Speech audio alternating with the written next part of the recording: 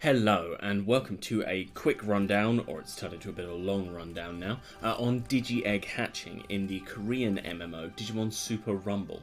The tutorials in-game haven't been super helpful for me, mainly because the English translation is somewhat lacking, but I think I've finally got the gist, so I figured I'd pass on any knowledge that I can to other players. Now the first question is, why do I care about Digi-eggs? Digi-eggs are how you get new Digimon in the game, and because Digivolution has an element of randomness to it, you're going to want to get a number of different Digimon.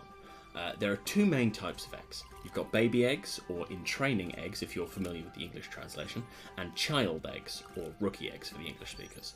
Both types of eggs can be acquired in a variety of ways, including quests, events, and in the cash shop. Though the majority of the eggs you'll see through your playtime are probably going to be baby eggs since they're dropped by defeating enemies. Next question. What do I do with them? So I thought this was explained fairly well in the tutorial, so I'm going to keep it quick. After you've completed the egg tutorial, you can visit your island, shake the tree every few hours, and feed or play with your Digimon. You got to keep them fed or they'll run away, and you can play with them to make them grow up faster and increase their satisfaction. There's going to be more on that one specifically later. What wasn't covered in the tutorial, however, is the different islands, cradles, and trees that you can get for your island. These are only available via the cash shop or potentially on the market from another player who's bought them through the cash shop. You can change your island via a premium Digi-Island random change ticket. This is going to change your island into one of the 5 premium islands permanently or until you use another ticket to reroll the island. Each island has a unique bonus, and there is a consensus on the best and worst ones. They are as follows. Sky Island recovers your partner's EVP every second you spend there.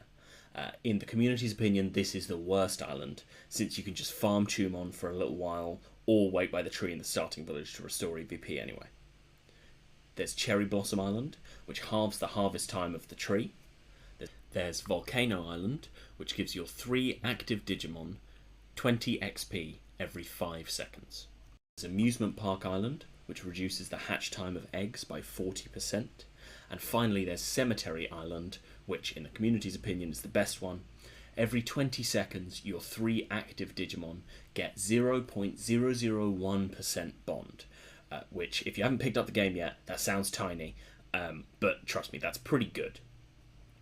Trees and cradles, however, are limited use items, which offer improved drops or hatch times respectively.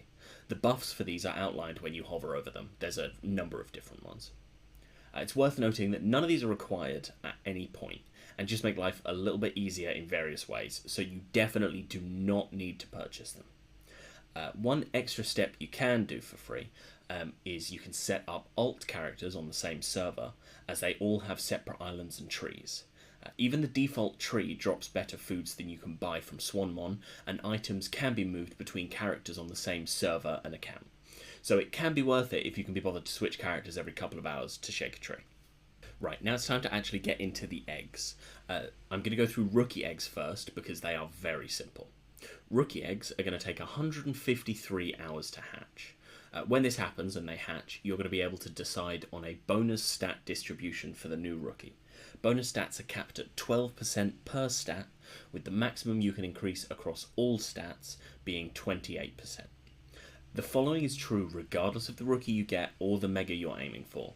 You always want to max out strength, max out int, and dump the remaining in speed.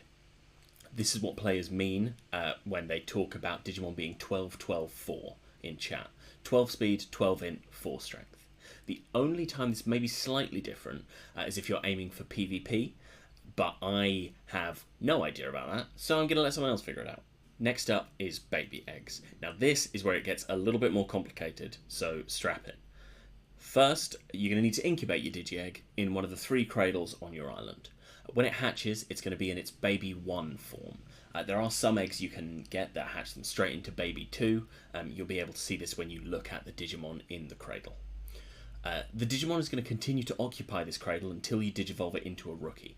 So by default, you can only raise 3 babies at once. With baby Digimon, you have 3 bars to monitor. From top to bottom, they are growth. This goes up over time or by playing with them. When this is maxed out, you can digivolve them. food. This goes down over time. It's increased by feeding your Digimon, but it will be decreased slightly when playing with them. And finally, satisfaction.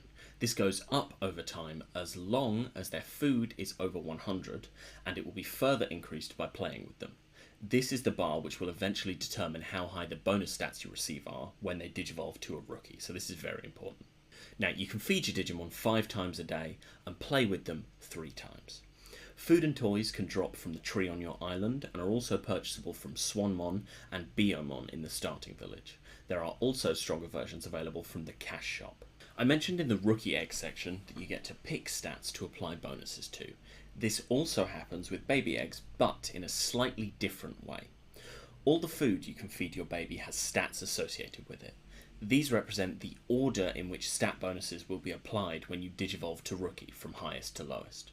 With baby eggs, you still have an overall cap of 28%, but this time the highest individual stat percentage is 14, not 12, which means you can max out 2 stats. Once again, there is a best stat distribution, and similarly to rookie eggs, it's strength and int.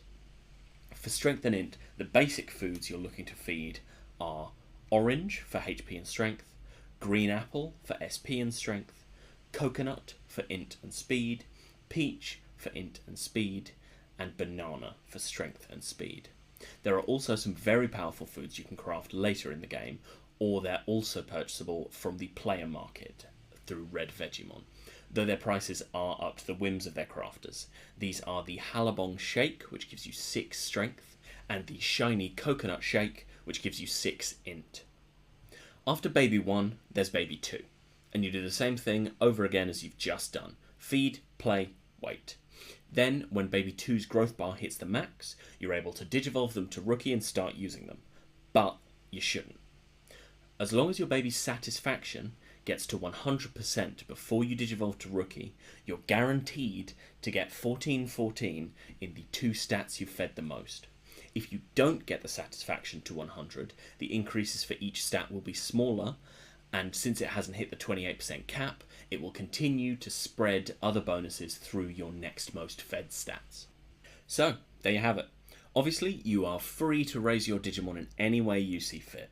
If you just want more friends on your team, you can always digivolve them as soon as they hit max growth and feed them whatever.